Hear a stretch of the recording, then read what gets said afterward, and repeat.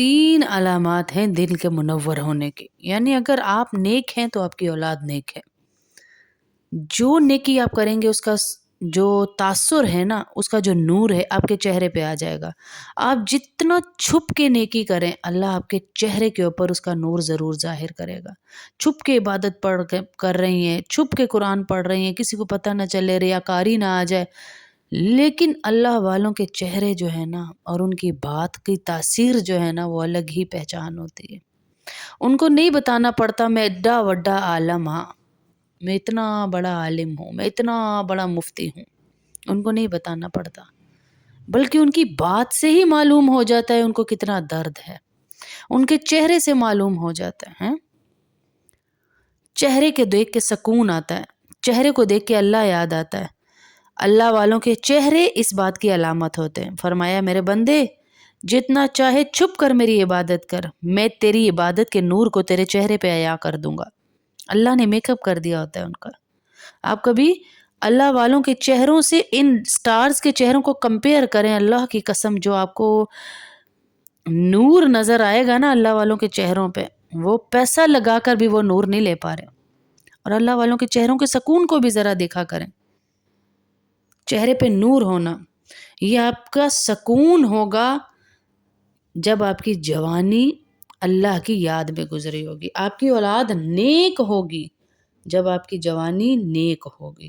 آپ کی جوانی اگر ناچنے کودنے اور اپنے ماں باپ کو تنگ کرنے میں گزری، رشتوں کو کوسنے میں گزری، غیبتوں میں گزری، برائیوں میں گزری، بے پردگی میں گزری اور ابھی تک توبہ بھی نہیں کی، تو پھر آپ کی اولاد پر جو آزمائش آنی ہے وہ کوئی نہیں روک سکتا۔ توبہ کر لیں، توبہ بہت بڑا راستہ ہے۔ اور مائیں اپنے بولوں کی بھی حفاظت کریں، ان کے بولوں کے بہت اثرات ہوتے ہیں ان کی اولاد کے اوپر۔ ہاں، تکبر، تانا، بڑائی، ہم، میں ہمارے گھر سے نکل جائے، بس یہ چیزیں ہمارے گھروں سے ختم ہو جائیں، تب ہی ہمارے گھر میں سکون آئے گا۔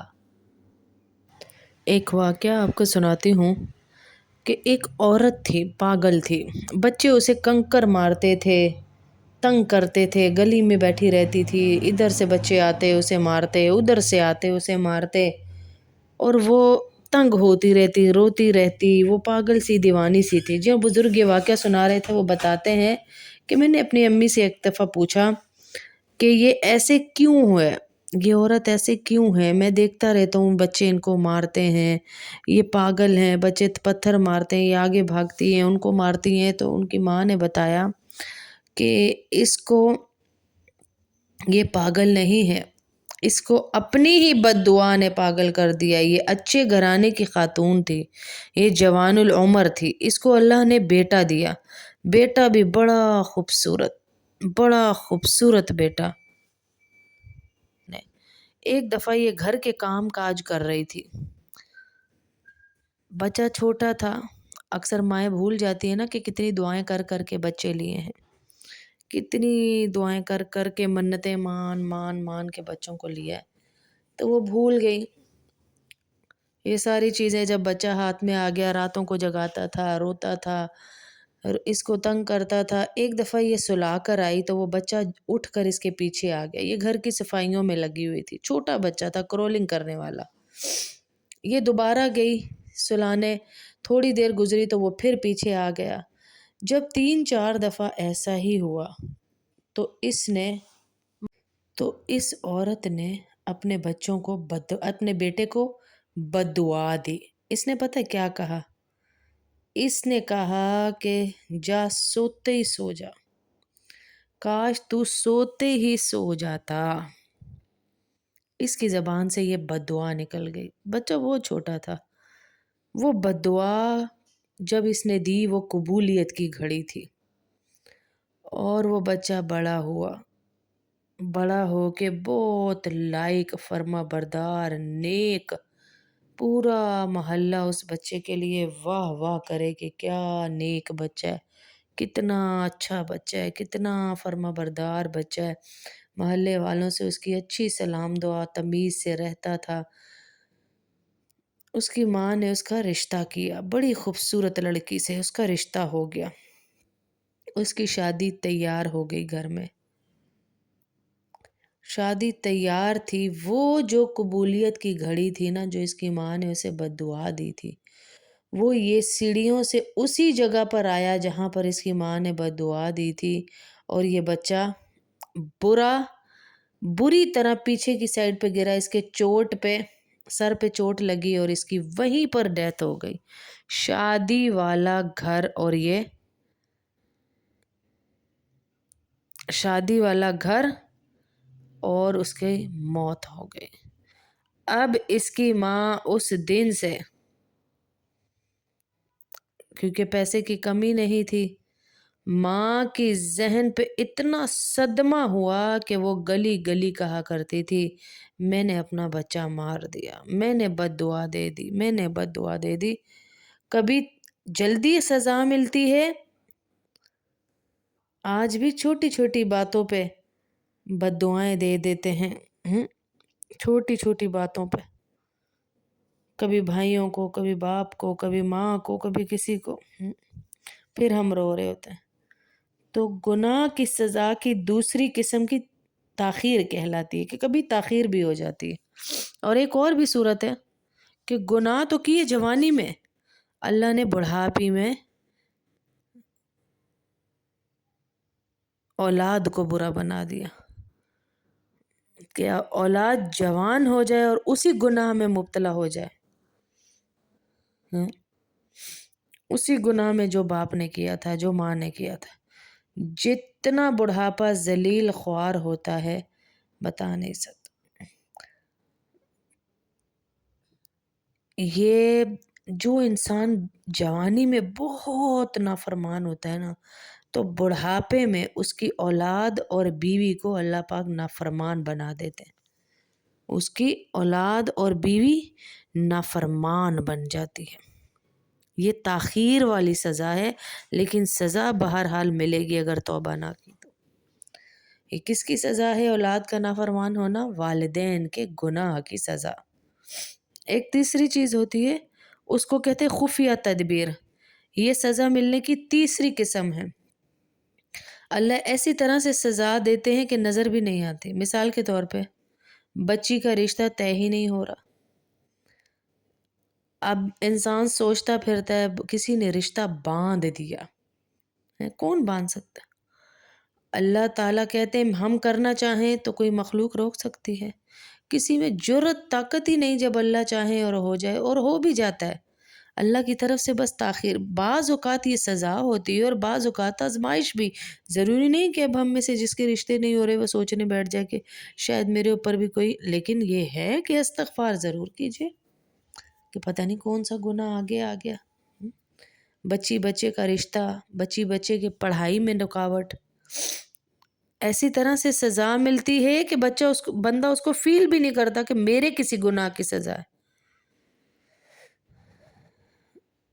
بنی اسرائیل کے ایک عابد تھے، عالم تھے، پتہ تو ان کو تھا کہ گناہ کا وبال ہونا ہے، گناہ بھی کرتے تھے ڈرتے بھی تھے، گناہ بھی کرتے تھے ڈرتے بھی تھے، اور فکر کرتے رہتے تھے کہ پتہ نہیں گناہ کی وجہ سے مجھے کیا ہوتا ہے، مگر نفس سے مجبور تھے، پریشان بھی رہتے تھے۔ 1 سال گزر گیا، 1 سال کے بعد انہوں نے دعا مانگی، یا اللہ میں اپنے نفس کے ہاتھوں مجبور ہوں، میں گناہ کرتا ہوں۔ 1 سال ہو گیا اسے گناہوں میں مبتلا، اور وہ پھر ایک دن اللہ نے اس کے دل میں ڈالا، اس نے دعا کی کہ یا اللہ میں اتنا گناہگار کہ عالم ہوں کہ گناہ کر رہا ہوں۔ آپ نے دیکھا ہے مدرسے میں آج بھی کئی عالم، کئی مفتی، کتنی خبریں سننے کو ملتی ہیں۔ تو اللہ رب العزت سے اس نے کہا یا اللہ تو اتنا غفور ہے، رحیم ہے کہ میں اتنے گناہ کر رہا ہوں، یا اللہ اتنے گناہ، 1 2 3 کتنے ہی گناہ میں نے کر ڈالے، لیکن تو نے اپنی رحمت مجھ سے نہیں ہٹائی، تو نے اپنی رحمت مجھ سے نہیں ہٹائی یا اللہ۔ تو اللہ رب العزت نے اسے پتہ ہے کیا فرمایا؟ اللہ اکبر کبیرہ، اللہ رب العزت نے فرمایا کہ میں نے تجھے سزا دے دی ہے، اس سے کہا یا اللہ تو نے اپنی رحمت بھی نہیں ہٹائی اور مجھے سزا بھی نہیں دی. تو اللہ رب العزت نے فرمایا جس دن سے تو نے گناہ کرنا شروع کیا ہم نے اس دن سے رات کی عبادت سے تمہیں محروم کر دیا. جو لذت تھی اس سے محروم کر دیا. آپ کا عبادت کا چھٹ جانا اللہ کی طرف سے سزا ہے. آپ کا گناہوں پر اصرار، فجر کا چھٹ جانا، عشاء کا چھٹ جانا، بیچ کی نمازیں پھر بھی پڑھ لینا، قرآن نہ پڑھنا، آپ کا اللہ کی طرف سے امتحان ہے. ہاں آپ کو سزا ہے. سزا ملتی ہے بہرحال، ہمیں نظر نہیں آتی. اور ان کا یہ خیال ہی نہیں تھا کہ اتنے سالوں سے کبھی انہیں تہجد میں رونا نہیں آیا. اٹھتے تھے، پڑھتے تھے، روٹین کے مطابق سو جاتے تھے.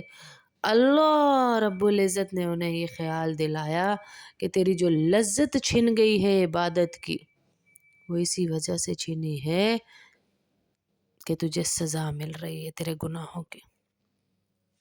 تو سزا ملتی ہے، خفیہ تدبیر ہوتی ہے اللہ کی. ہر گناہ کی سزا ہے، کسی نہ کسی صورت میں ملتی ضرور ہے. کسی نہ کسی صورت میں ملتے ہیں، بچ نہیں سکتے. اب اگر یہ یقین ذہن میں آ جائے کہ گناہ اپنی تاثیر رکھتا ہے، گناہ ایک اثر رکھتا ہے، گناہ کا اثر یہ ہوتا ہے کہ آپ کی زندگی بے چین ہو جاتی ہے. اور وہ بے چینی کیا ہے؟ آپ کی اولاد نافرمان، آپ کی اولاد کی ہر کام میں رکاوٹ. آپ نے استغفار کرنی ہے اپنے اولادوں کے لیے کام بنانے کے لیے. آپ نے توبہ کرنی ہے اپنی اولادوں کو سیدھا کرنے کے لیے. آپ نے اللہ سے رجوع کرنا ہے، اولادوں کو نہیں رجوع کروانا، آپ نے کرنا ہے. پہلے آپ کریں گے، آپ اپنے آپ کو سرنڈر کریں گے، یا اللہ میری کوئی کمی کوتاہی ہے جو میری اولاد ایسی ہے مجھے معاف کر دے. اے اللہ مجھے معاف کر دے، اے اللہ مجھے معاف ہی کر دے. اور سجدے میں کہا کہ جو اپنے اولاد کے لیے دعا کرتا ہے اس کی دعا رد نہیں ہوتی. والدین کا تکبر بھی اولاد کی کامیابی کو کھا جاتا ہے. بڑے بول نہ بولیں، بڑے بول نہیں ہیں. نکتے کی بات ذہن میں رکھیے کہ جب انسان پر اللہ کی نعمتوں کی بارش ہو اور انسان گناہوں کے راستے کھلے ہوئے ہوں، انسان پہ گناہوں کے راستے کھلے ہوئے ہوں، یہ خطرے کی گھنٹی ہوتی ہے. جب اللہ کی نعمتوں کی بہتات ہو، یعنی بہت نعمتیں، پیسہ، دولت، مال، ہر چیز، اور آپ کو گناہوں کی بھی پوری موقع مل رہا ہے، تو یہ ہے خطرے کی گھنٹی. اب یہاں سے اللہ پاک آپ کو آزما رہے ہیں. بنی اسرائیل جب وہ بھول گئے، جب ان کو جو نصیحت کی تھی تو اللہ نے ان کو تباہ و برباد کر دیا. اخذناہم بغتۃ، اللہ نے اچانک ان کو پکڑا. تو ایسے ہی ہم بھی بچے. انسان اپنے دل کو دیکھے تو وہ خود ججمنٹ کر سکتا ہے کہ دل منور ہے یا سیاہ ہے. یعنی آپ کی وجہ سے آپ کی اولاد کو سزا مل رہی ہے یا نہیں، یہ آپ خود بھی جج کر سکتے ہیں. آپ کے دل کی کیفیت آپ کو بتا سکتی ہے. کیسے؟ یہ ٹیسٹ ہم خود بھی کر سکتے ہیں. مثلاً دل سیاہ ہونے کی علامتیں، پہلی بات گناہ کی جھجک ختم ہو جائے گی. بیوی پوچھتی ہے، ماں پوچھتی ہے دیر سے کیوں آئے، میرا کام ہے، میری مرضی ہے، میں جو کروں میں کروں گا. ایک جھجک ہوتی ہے نا کہ سوری نیکسٹ ٹائم نہیں ہوگا، اچھا نہیں، بس یہ ہوتا ہے. پھر اچھا کیا کر لے گا کوئی. ایک جھجک ہوتی تھی نا پہلے کہ نہیں ابو کو نہیں بتائیے گا، نہیں بابا کو نہیں بتائیے گا، نہیں کریں گے. اب گناہ کا دل سیاہ ہونے کا پہلا اثر یہ ہے کہ آپ پر سے گناہوں کی جھجک ختم ہو جائے گی. کوئی میرا کیا ہی بگاڑ لے گا، مجھے کوئی نہیں روک سکتا. پہلے اسکرین پر ایسی کوئی شکل دیکھ کے ڈرتے تھے، اب فیس بک کے اوپر تعلقات بنائے ہوئے ہیں، انسٹا پہ تعلقات بنائے ہوئے، ٹک ٹاک پہ سب کچھ ہو رہا ہے. جھجک کا ختم ہو جانا یہ پہلی نشانی ہے کہ آپ کا دل سیاہ ہو چکا، مر چکا، مردہ ہو چکا. دوسرا نیکی کا بوجھل محسوس ہونا، نماز کو دل نہیں کرتا، قرآن کو دل نہیں کرتا، نیک لوگوں سے بات کرنے کا دل نہیں کرتا، کسی بیان میں جڑنے کا دل نہیں کرتا. یہ ساری علامات کس چیز کی ہیں؟ آپ کا دل مر چکا ہوا. اور اگر یہ آپ کے اندر نہیں، یہ خامی آپ کی اولاد کے اندر ہے، تو مطلب آپ کا کوئی گناہ ہے جس پہ توبہ کرنی ہے. ہاں ہاں.